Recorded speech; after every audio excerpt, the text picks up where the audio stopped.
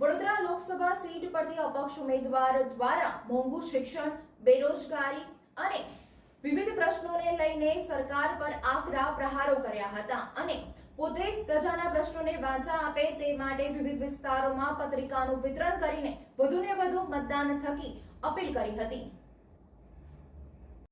વડોદરા શહેરમાં સત્તાધારી પક્ષના 26 વર્ષના સમયગાળામાં શહેરીજનોને પીવાના શુદ્ધ અને પૂરતા પાણી, ડ્રેનેજ, રખડતા પશુમુક્ત રોડ રસ્તાઓ, સ્વચ્છતા જેવી સુવિધાઓ ઉપલબ્ધ કરાવવામાં તંત્ર નિષ્ફળ રહ્યું છે, જે અંગે થોડાક સમય પહેલા ખુદ રાજ્યના મુખ્યમંત્રી તથા સત્તાધારી પક્ષના પ્રદેશ પ્રમુખે વડોદરાની સ્થાનિક નેતાગીરી તથા તંત્રને જવાબદાર ઠેરવી સુરત અને અમદાવાદની તુલનામાં વડોદરા વિકાસમાં પાછળ રહ્યું હોવાનું કબૂલ્યું હતું।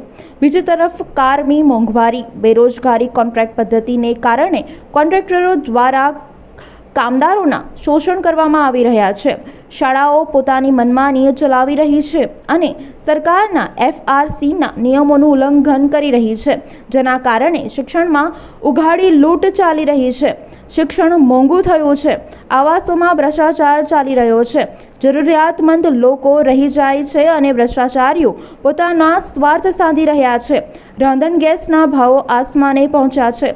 ત્યારે અગાઉ સત્તાધારી પક્ષના હાલના કેન્દ્રીય મંત્રી દ્વારા શહેરના ગાંધીનગર ગૃહ ખાતે સિલિન્ડર માથે લઈ વિરોધ કર્યો હતો। તેઓની સરકારમાં ગૃહિણીઓના બજેટ ખોરવાઈ ગયા છે, છતાં તેઓ મૌન છે।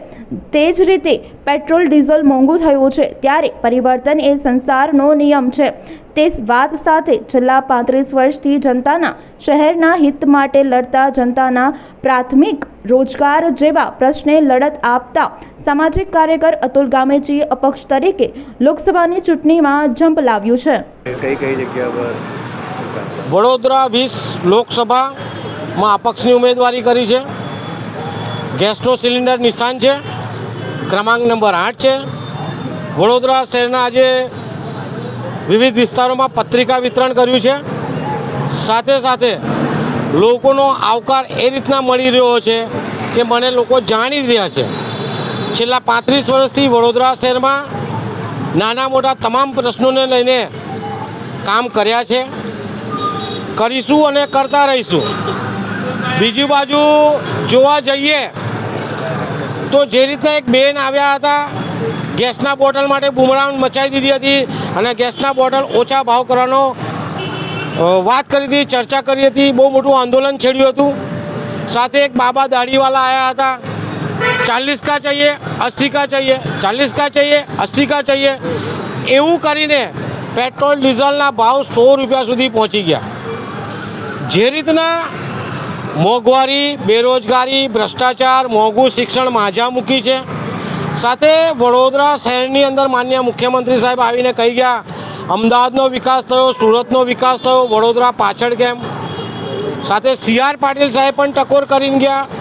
ત્યારે અમે બધાએ ભેગા મળીને વિચાર કર્યો કે વડોદરા શહેરનો વિકાસ જે રૂધાયો છે એ વિકાસ માટે આપણે ક્યાંક કરવું પડશે, એટલે સિસ્ટમમાં જવા માટે અમે ઉમેદવારી કરી છે, અપક્ષની ઉમેદવારી કરી છે। ગેસનો સિલિન્ડર નિશાન છે, ક્રમાંક નંબર 8 છે।